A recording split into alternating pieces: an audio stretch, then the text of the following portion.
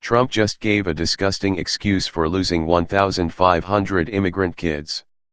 Facing growing outrage over the news widely disseminated yesterday about the plight of the nearly 1,500 children whom the government has lost track of after ripping them away from their immigrant parents at the border, President Trump did what he typically does when faced with a horrible situation resulting from policies that he himself instituted: shirk responsibility and blame the Democrats for his own reprehensible actions.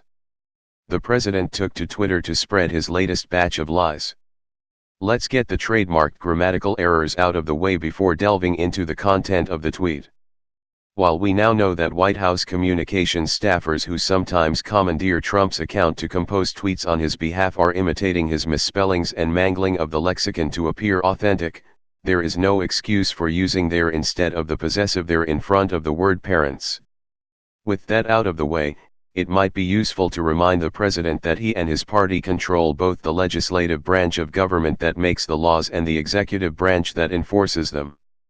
There's no need to put pressure on Democrats to end any laws that separate children from their parents. If Republicans weren't explicitly in favor of Trump's immigration crackdown, they would end it, and they haven't done a thing to try.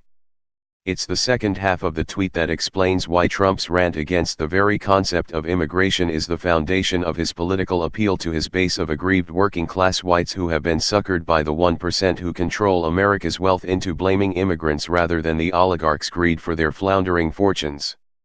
Trump's shift from blaming Democrats for his own heinous deportation policies that separate families at the border to his fear-mongering blame of them for protecting MS-13 thugs demonstrates both the deep incoherence of his logic as well as the hypocritical media manipulation that may be his only talent.